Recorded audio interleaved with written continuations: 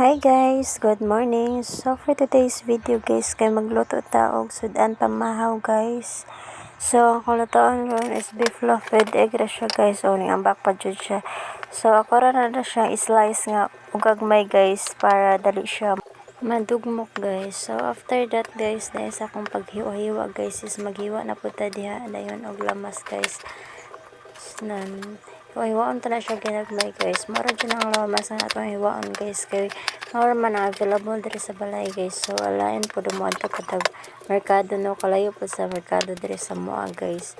Mubaklay pa kag pila ka oras guys. So sa ka makaabot sa merkado guys. So magstorya ra ta na niya pohon guys. About anang unsa kalay diri ang merkado sa mua nga bistaran guys. So yan, butangan na nato na siya dihag itlog dayon dugmokonan.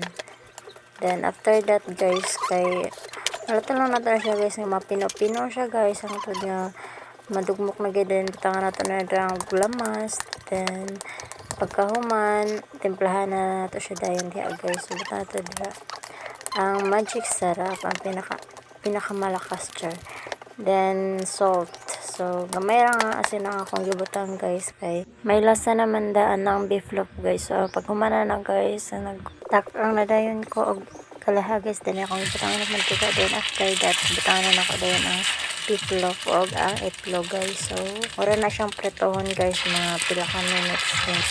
Pag mag-brown na siya guys, mga na ito mailhan nga luto na siya, pwede na siya makaon. Actually luto naman daan siguro na ang beef loaf no. Comment down below char bitaw guys. So hulato na nato na siya direct pila ka minutes guys. Then ato na siyang balihon kay brown naman siya guys.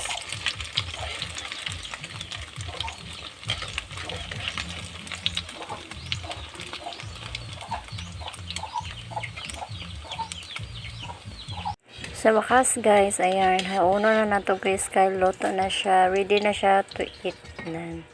So 4 day na siya diri kabuk kung naluto guys no. Kay isa raman ka beef loaf og 1 egg. So sa gustong magluto ani guys, just this video, and that's all for today's video guys. Thank you for watching guys. Bye bye. See you for my next video.